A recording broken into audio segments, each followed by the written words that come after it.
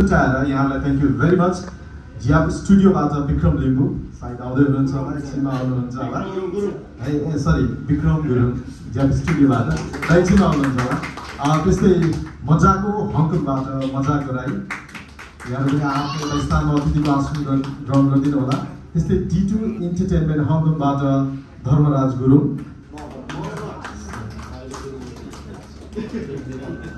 त्यस्तै NSDD स्टुडियोबाट देवमान दाई, त्यस्तै हङकङ समाचारबाट कृष्णराज लावती, त्यस्तै JPT SKबाट कृष्ण गुरुङ, HKDarpan.com बाट अनिल गुरुङ, त्यस्तै HKNepal.com बाट जगत अम्बु गुरुङ, त्यस्तै इनसाइड हङकङबाट इन्द्र लक्ष्म, त्यस्तै आदरणीय पत्रकार दाईहरू डमर कृष्ण श्रेष्ठ, देवराज राई, विजय सुब्बा, रविन लिङदेन यहाँहरू सम्पूर्णलाई आफ्नो यता स्थानमा अतिथिको आसन ग्रहण गरिदिनु हुनका लागि म हार्दिक अनुरोध गर्दछु। त्यसै चाहिँ भोलि फेसबुकतिर टसाउनु पर्छ, अनि त्यो देखाउनुको लागि पनि कार्यक्रम गर्नुपर्छ। अब चलन त होला, हामीले पनि त्यो चलन हङकङमा सायद यो पहिलोचोटि हुनसक्छ। चलचित्रको विषयमा म त्यसको आन्तरिक अथवा को के भन्ने कुरा भन्दा पनि यो फिल्मलाई देखाउने विषयमा अलिकति केन्द्रित रहेर यहाँहरू समक्ष आफ्नो कुरा राख्न चाहन्छु। छोटो खालको कार्यक्रम गर्नुपर्ने हुनाले म सधैँ जस्तो लामो ल्याङ बोल्दिनँ पनि। र अघि नै हामीले कार्यक्रमको सुरुमा यो भनिसकेको एउटा औपचारिक कार्यक्रम त होइन, तर त्यति हुँदाहुँदै पनि अथवा भनेर तपाईँहरू यसमा क्रमभङ्ग भन्ने खालको एउटा शब्द हुँदो रहेछ। मेरो डाइरेक्टरले बोल्नुहुन्छ बेला बेला युगल पमुले। यो क्रमभङ्ग गर्ने क्रममा चाहिँ कस्तो भइदिन्छ भन्दाखेरि आज एउटा स्मरण गर्छु। बर्दो जोख्राको यहाँ बस्नु भएको छ पर्तिर। सुरुमा म हङकङ आउँदाखेरि कुनै फिल्म देखाउनु पर्दाखेरि चाहिँ सिनेमा हलको स्टेजमा ट्याप्पै कुर्सी पहिला राखेको हुन्थ्यो, अनि त्यो कुर्सीमा सबै अतिथि बोलाएर ती अतिथिहरूलाई सबैलाई आसन ग्रहण गराएर त्यो कार्यक्रम सकेर मात्रै फिल्म देखाउने चलन थियो एकपल्ट। त्यो चलनलाई चाहिँ म गर्व लाग्छ।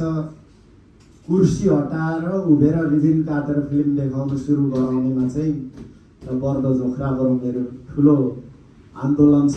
यसको लागि पनि एउटा ताली चाहिँ मजाले नै दिनुहोस्, किनभने उहाँ पनि आउनुभएको छ। आफैलाई खुर्काउँदै जानुपर्ने त भन्नु के भन्नु है। अलिकति नयाँ तरिकाले गर्नु भन्दाखेरि अब हङकङको चलन गाउँघरमा सेबम्बे भन्छौँ लिम्बूमा चाहिँ, सुँगुर मार्दाखेरि पनि अलिअलि फर्सीको पातमा सबै गाउँमा बाँड्ने चलन हुन्छ। त्यसरी सबै बाँड्ने एउटा बिलो बाँड्ने एउटा समाज चाहिँ गाउँमा एउटा हुन्छ। त्यो गाउँको परिकल्पना जस्तै भइसकेको रहेछ हङकङ। यो हङकङ ठाउँमा कुनै कार्यक्रममा उपस्थिति जनाउनु नै सबैभन्दा लाखौँको लगानी हो भन्छु म चाहिँ। अब त्यो VIP VVIP भन्नेहरू त तपाईँ हामी सबैको पीडा हो अथवा हर्ष हो, त्यो त म यसै त भन्न सक्दिनँ। तर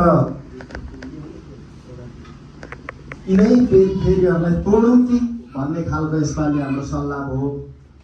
यसपालिको सल्लाहमा चाहिँ युगल पोमोज्यू पनि नेपाल जानुभएको, योगेश लामाजी पनि अर्को फिल्म खेल्न नेपालै जानुभएको, अनि म पनि सुत्केरी स्याहार्नु नेपालै गएको बेला युगल पोमुज्यूले धेरै अगाडिदेखि एउटा फिल्म बनाउनुपर्छ भनेर भनिराख्नु भएको थियो। स्क्रिप्ट पढेकै सुनाएकै हुनुहुन्थ्यो। अचानकमा गत मङ्सिर त्यसमा हामीले एउटा फिल्म बनायौँ र यो फिल्मको नाम जोरढुङ्गा भयो। र जोरढुङ्गा ताप्लेजुङको निङ्ग्रादेनमा अवस्थित एउटा कथा हो र यो पुरानो कथा हो, 50-51 सालको दशकको कथा। र यसमा चाहिँ मैले केन्द्रीय चरित्रमा अभिनय गर्न पाएको छु, अथवा चाहिँ नि एउटा चरित्र तपाईँहरूले सोचेको भन्दा फरक खालको उहाँले मलाई प्रस्तुत गर्नुभएको छ। धेरै खुसी लागेको छ। यसपालि योगेश लामा र म जसरी नाचिन्छौँ त्योभन्दा फरक तरिकाले उहाँले हामीलाई पेस गर्नुभयो। भन्दै आफ्नो वर्णन पनि के गर्नु, फिल्म हेरेपछि तपाईँहरूले देखि नै हाल्नुहुन्छ। अब म फिल्मतिरै जान्छु। फेरि पनि मैले यहाँहरूलाई सम्बोधन त गर्नै पर्छ। तपाईँहरूलाई मैले एउटा मेसेज गरेर आइदिनुहोस् न, यस्तो छ भन्दा यसरी आइदिनु भयो। म त भाव विभोर नै भएँ क्या, किनभने तपाईँहरूले सधैँ पनि मैले गर्ने कार्यक्रममा यसरी सहयोग गर्नुभएको छ।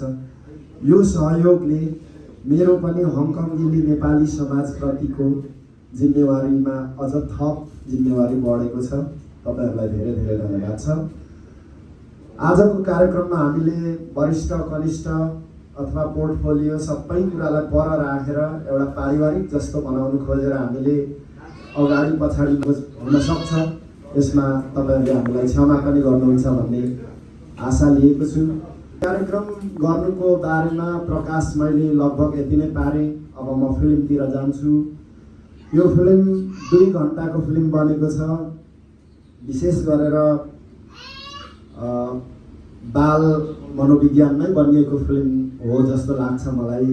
मैले पनि फिल्म पुरा त हेरेको छुइनँ, तर टुक्रा टाक्री सुटिङहरू हेर्दाखेरि म एकदमै आशावादी छु र मेरो आफ्नो रोलमा त आफै के फुर्किन्। तपाईँहरूले भोलि पर्सि हेर्नु भएपछि थाहा पाइ नै हाल्नुहुन्छ। युगल सरले नयाँ नै बनाएर निकाल्नुहुन्छ जे पनि, यसमा म विश्वस्त पनि छु। र रह्यो कुरा अब यो फिल्मको बारेमा पोस्टर देखाउँदै गर्दा जानकारी भेला भन्ने पनि एउटा टाइटल यहाँनिर छ। जानकारी चाहिँ अब त्यही हो, तपाईँहरूलाई टिकट दिने, हलमा बोलाउने, फिल्म देखाउने, छोटकरीमा चाहिँ यो छ। तर अलिकति प्रक्रियामा फरक गरौँ कि भन्ने पनि हाम्रो सोचहरू आएको छ।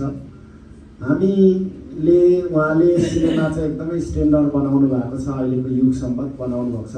प्रविधि राम्रो टेक्नोलोजी युज गरेर बनाउनु भएको फिल्मलाई हामीले यहाँको पनि राम्रो हलमा देखाउँ भनेर ठुलो सङ्घर्ष गरेको छौँ। अब यति बेला रजिनजीले हामीलाई लाइभबाट हेर्दै हुनुहुन्छ हुनुहुन्न। रजिन मगरजीले धेरै खटिराख्नु भएको छ।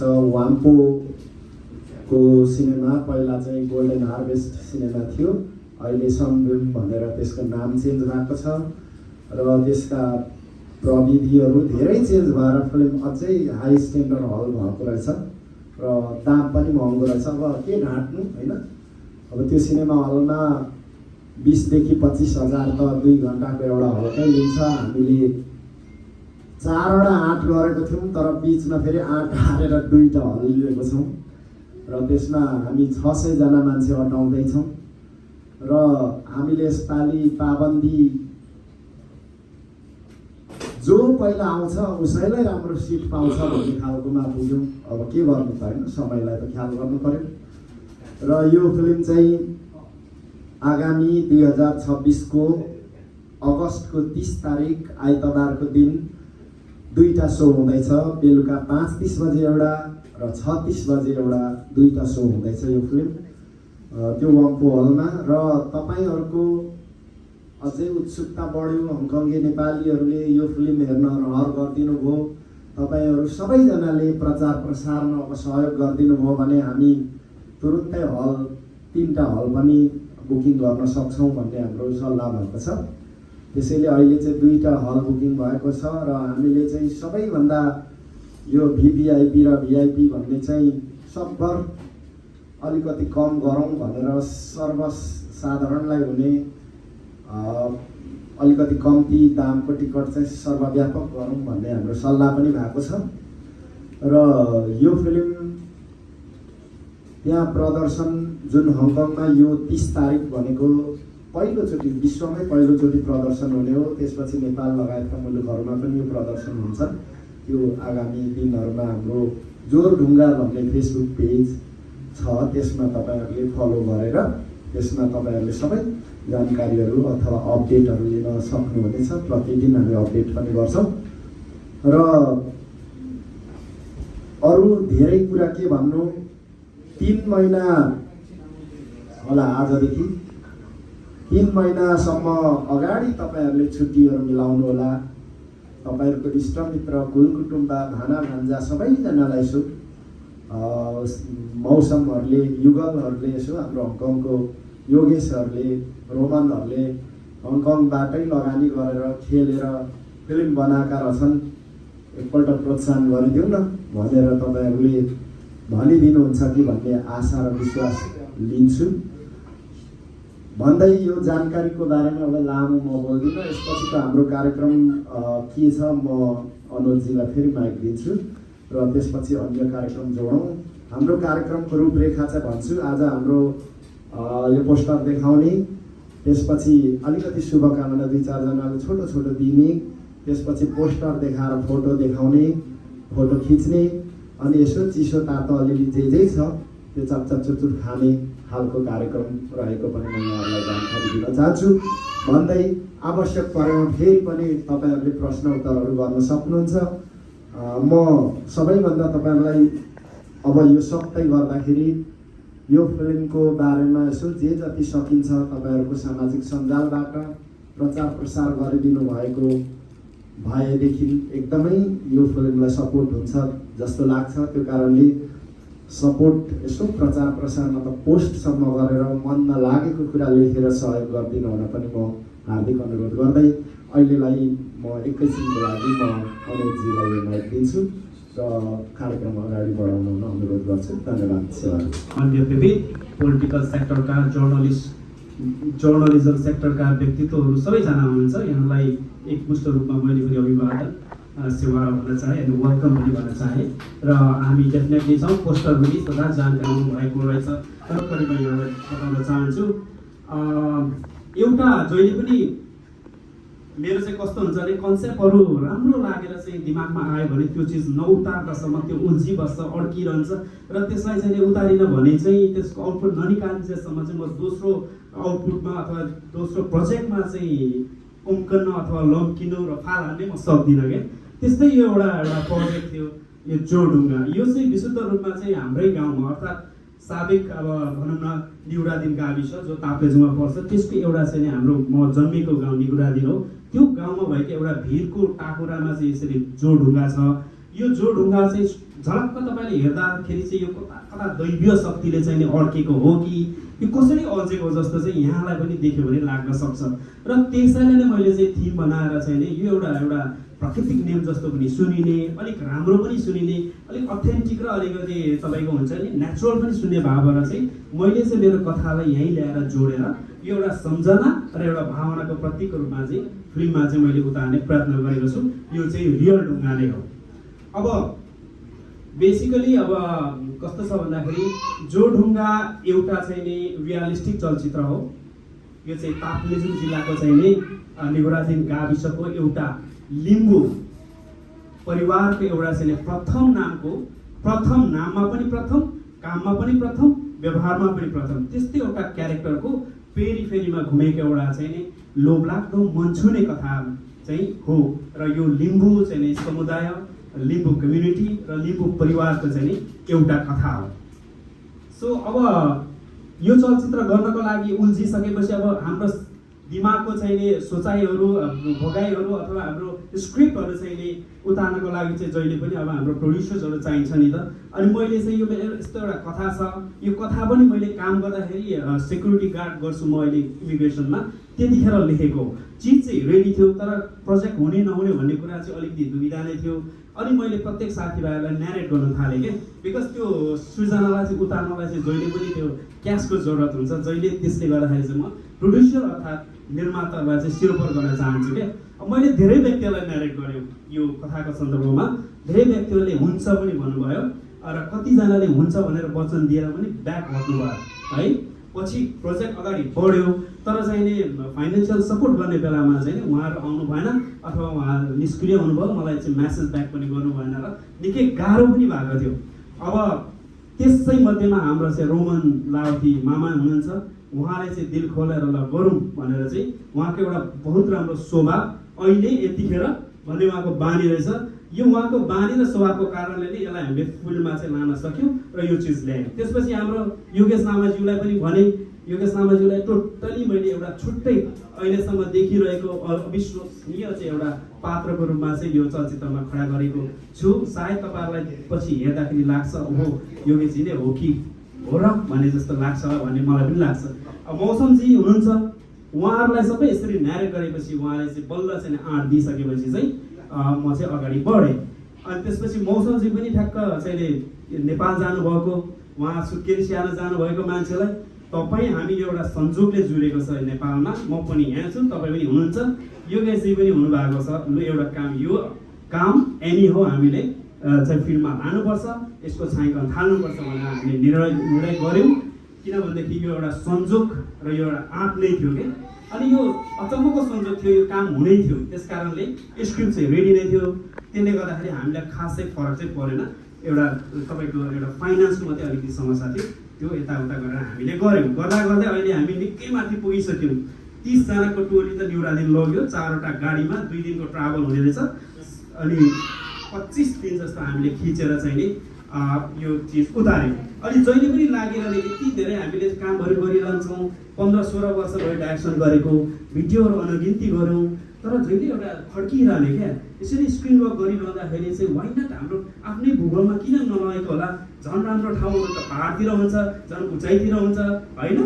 यस्तो ठाउँमा चाहिँ हाम्रो आफ्नै गाउँमा चाहिँ किन नलगेको भनेर चाहिँ मलाई चाहिँ जहिले पनि खड्किरहेको थियो। तर योचोटि चाहिँ मैले त्यो सपना मैले चाहिँ पुरा गरेँ। अब यसरी चाहिँ प्रोजेक्ट गाउँमा लाँदाखेरि फेरि सबैजना हाम्रो गाउँले आफन्तहरू पनि लाभान्वित भएका छन्। त्यो फेरि छुट्टै सुन्दर बात हो। जस मेरो एउटा मनमा लागेको एउटा चाहिँ हुन्छ नि, एउटा कुण्ठा, एउटा सोच पुरा नभएको एउटा यो ड्रिम चाहिँ पुरा चाहिँ भएको छ, र यो चाहिँ तपाईँहरूले गर्दा भएको। अब यो चलचित्र मैले अघि भनिसकेँ, एउटा चाहिँ सामान्य छ, सिनोप्सिस चाहिँ म अलिकति बताउँछु। यानि कि सारांशमा एउटा यो प्रथम भनेको क्यारेक्टर छ, यो एउटा लिम्बूको एउटा छ चपेटी, र चाहिँ हाम्रो मौसमजीको एउटा छोरा। उहाँ असाध्यै चाहिँ नि अव्यावहारिक छ, परिवारप्रति उत्तरदायित्व वहन नगर्ने होइन, जहिले पनि जडरक्सी, भोज भतेर होइन, भाँच्नेतिर पल्किएको एउटा चाहिँ नि बराली नै क्यारेक्टर उहाँको। चपेटी एकदमै ऊ कान्छी आमा चाहिँ होइन, ऊ एकदमै चाहिँ नि आफ्नो चाहिँ घर व्यवहारमा लिप्त भएको एउटा हो। उसको एउटा सानो छोरा पनि छ उसको होइन। अनि यी सबैको जिम्मेवारी, घर व्यवहारको जिम्मेवारी लिने ऊ चाहिँ त्यो पात्र हो।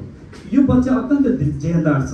यो एउटा भर्खरै चाहिँ तपाईँको टिनेजमा प्रवेश गरेको एउटा युवा हो, जो चाहिँ पढाइमा त प्रथम छँदैछ, स्कुलमा पनि टप छ, अन्य करिकुलम एक्टिभिटिजमा पनि ऊ जहिले प्रथम छ, उसको नाम जस्तै। तर उसलाई जहिले समस्या छ। सायद त्यो समस्या तपाईँ हामी सबैले जो 40 को उमेर फेरिमा हामी पुगेका छौँ नि, उहाँहरूलाई सबैलाई चाहिँ तपाईँलाई अनुभव होला भन्ने मलाई लाग्छ। त्यसकारण हामीले त्यो खालको चाहिँ त्यही कन्सेप्ट उतारेका छौँ। उसलाई के समस्या छ भन्दाखेरि स्कुल जानु त जान्छ, प्रथम पनि छ, तर ऊ सधैँ स्कुल ढिलो पुग्छ। किन ढिलो पुग्छ भन्दाखेरि उसलाई एउटा घडीको ठुलो आवश्यकता छ, सामान्य एउटा घडी हो। त्यसैले गर्दाखेरि उसले घरको छानोको सिक्कामा आएको छाया हेर्दै ऊ स्कुल जानुपर्ने बाध्यता छ। सायद त्यो चाहिँ नि त्यो एक किसिमको त्यो समस्याबाट तपाईँ हामी सबै गुज्रेको हुन्छ जस्तो पनि लाग्छ। र चलचित्र चाहिँ जहिले पनि तपाईँ हामीले जे भोग्छौँ, देख्छौँ, जे अनुभव गर्छौँ, ती कुराहरू उत्रियो भनेदेखि चाहिँ तपाईँलाई पनि घटमा पर्ने हो नि त। तपाईँले चाहिँ ताली बजाउनुहुन्छ नि त। त्यस्तै यो एउटालाई चाहिँ एउटा यसको धेरै समस्या छ। यो क्यारेक्टरलाई घडी र के को आवश्यकता छ? सबभन्दा ठुलो उसलाई घडीको आवश्यकता छ, र उसलाई नयाँ किताबको एउटा सुगन्ध समेत एउटा ड्रिम जस्तो पालेर बस्नुपर्ने बाध्यता छ, जो तपाईँ हामीले भोगेकै कुरा हो होइन।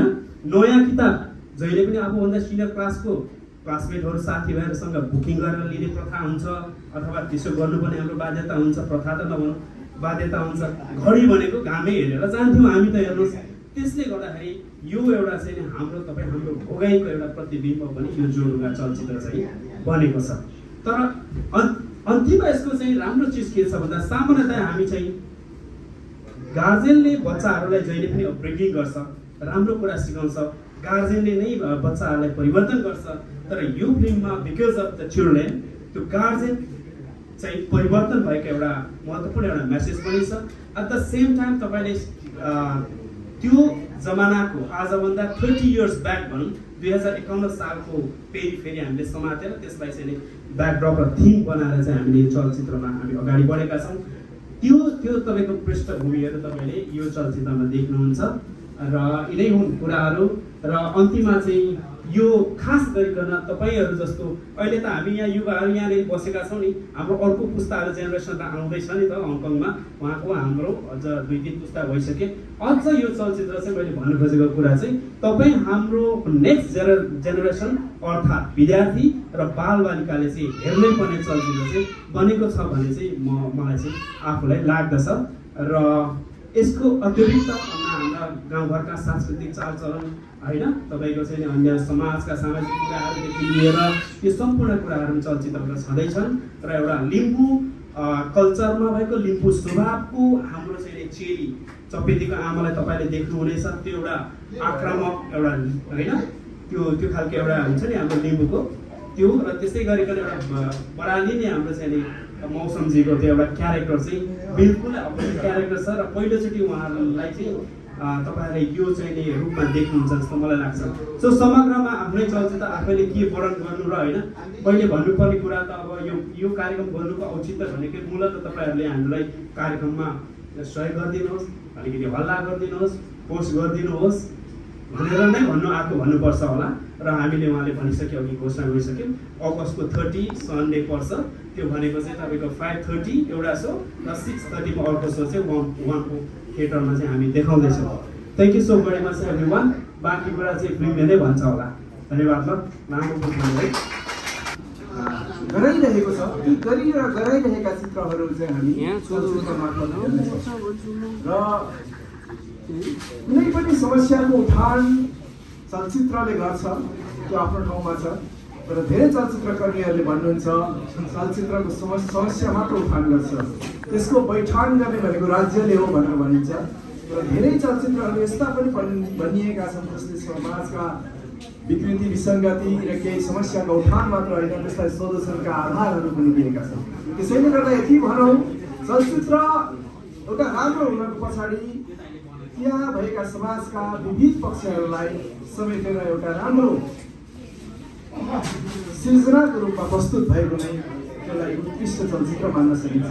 त्यसैले जोरडुङ्गा चलचित्र यो आउँदो क्रममा बक्स अफिसमा एउटा नयाँ रेकर्ड राख्ने खालको चलचित्र बनेको छ र यसलाई हामी सबैले बक्स अफिसमा रेकर्ड राख्नको लागि हामी सबैले भन्नुपर्ने हुन्छ राम्रो चलचित्र बनेको छ भनेर हङकङमा प्रदर्शन भएपछि सायद अरू ठाउँमा प्रदर्शन हुन्छ होला। हामीले चाहिँ हङ स्पिच चाहिँ एकदम राम्रो तरिकाले हामीले दिन सक्यौँ भने यसले नेपाल प्रदर्शनमा एउटा राम्रो रेकर्ड राखेर भोलिका दिनमा हङकङका चलचित्रकर्मीहरूले अरू चलचित्र निर्माण गर्नको लागि उत्सुकता र केही इन्सपाइरेसन मिल्नेछ भन्ने मैले जानकारी दिँदै जोरडुङ्गा चलचित्र अत्यन्तै राम्रो व्यापार गर्न सकोस् यहाँलाई धेरै धेरै शुभकामना।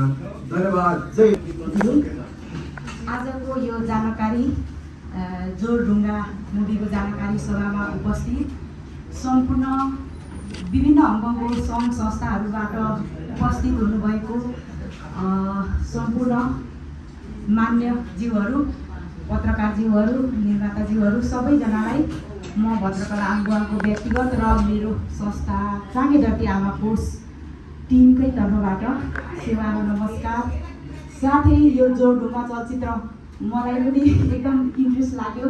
यो चाहिँ अब हाम्रो जिल्ला ताप्लेजुङ अनि हाम्रो त घर पनि नजिकै भनौँ न। अब हाम्रो अहिले चाहिँ त्रिवेणी गाउँपालिका भएको छ। पहिला चाहिँ हाम्रो चाँगे, हाम्पाङ, फुलबारी अनि निगोरादेन यति नै एउटा गाविस मिलेर अहिले चाहिँ हाम्रो त्रिवेणी पालिका भएको छ। अनि हाम्रो गाउँठाउँको चाहिँ एउटा दृश्यहरू हामीले यहाँ चाहिँ परदेशमा देख्नु पाउने भएछौँ। धेरै खुसी लागेको छौँ र सम्पूर्ण टिमलाई नेपाली कथानक चलचित्र जोरडुङ्गालाई धेरै धेरै बधाई। तपाईँहरूले चाहिँ सोचेभन्दा धेरै राम्रो होस् हरेक कुरामा। अब यहाँ त अब सिनेमा देखाउनेदेखि लिएर अब सबै उहाँले अघि भन्दै हुन्थ्यो नि बक्स अफिसमा जाओस् होइन, धेरै धेरै प्रगति तपाईँहरूको होस्, यो सिनेमाले कमाओस् पनि अनि राम्रो देखाओस् पनि। र अर्को चाहिँ मलाई एकदम खुसी लाग्यो हाम्रो गाउँठाउँको फेरि पनि भने र मलाई धेरै खुसी लाग्यो। म पनि आउँछु र सम्पूर्ण हङकङमा रहनुहुने महानुभावहरू सबैजना चाहिँ आउने अगस्त 30 तारिकको दिन वाम्पो सिनेमा थिएटरसम्म गएर सबैले चलचित्र हेरेर साथ सपोर्ट गरौँ। नेपाली चलचित्र, गीत सङ्गीत सबैलाई माया गरौँ, हाम्रो जोगाएर राखौँ हाम्रो सांस्कृतिक सबै कुरालाई भन्दै मेरो छोटो मन्तव्य यही अन्त्य गर्न चाहन्छु। धन्यवाद। प्रदर्शनको चाहिँ शुभकामना पनि दिन चाहन्छु र के भनौँ मलाई चाहिँ यो ताप्लेजुङमा चाहिँ यो हामी सानो स्कुलमा पढ्दाखेरि चाहिँ यो नेपाली विषयमा चाहिँ यो ताप्लेजुङको विषयमा चाहिँ लेखिएको थियो र पूर्वमा चाहिँ म धेरैचोटि गइसकेँ तर ताप्लेजुङमा चाहिँ जाने एउटा मेरो ड्रिम थियो यो चलचित्र मार्फत भिडियोमा भए पनि हेर्न पाउने भए त्यही भएर म सुपर एक्साइटेड पनि छु फेरि पनि सम्पूर्ण टिमलाई धेरै धेरै बधाई तथा भव्य सफलताको शुभकामना भन्न चाहन्छु र विशेष गरी हाम्रो चलचित्र निर्माण गर्नको लागि हाम्रो प्रोड्युसरहरूको ठुलो हात हुन्छ जति पनि प्रोड्युसरहरू हुनुहुन्छ उहाँहरूलाई पनि धेरै धेरै धन्यवाद भन्न चाहन्छु र फेरि पनि भव्य सफलताको शुभकामना थ्याङ्क यू भान्जाले भनिसक्नु भएको छ हामी यो मुभीको डेट अगस्त 30मा हामी सबैजना भेट्नेछौँ र एकदम तपाईँले समय मिलाएर आइदिनु भएकोमा जोरडुङ्गा टिमबाट तपाईँलाई हार्दिक धन्यवाद गर्दै तपाईँलाई धेरै धन्यवाद भन्न चाहन्छु। निर्माता निर्देशक कलाकारज्यूहरू शुभचिन्तक पत्रकार तथा मिडिया कर्मीज्यूहरू र फेसबुक एवं अन्य सञ्चार माध्यमबाट प्रत्यक्ष जोडिनुहुने सम्पूर्णमा हृदयदेखि योगेश लामाको हार्दिक स्वागत छ।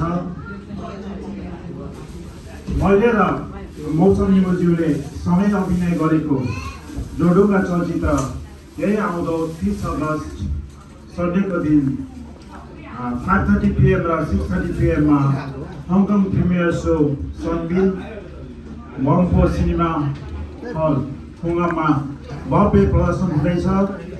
हङकङवासी सम्पूर्ण नेपाली दाजुभाइ दिदीबहिनी सबैजनालाई चलचित्र हेर्न हलसम्म आइदिन हुन हार्दिक अनुरोध र ठुलो निम्तो गर्दछु। अन्त्यमा यो योगेश लामालाई जोडुङ्गा चलचित्र हेर्नु आइदिनु भएर साथ सपोर्ट गरिदिनु हुन अनुरोध गर्दछु। धन्यवाद।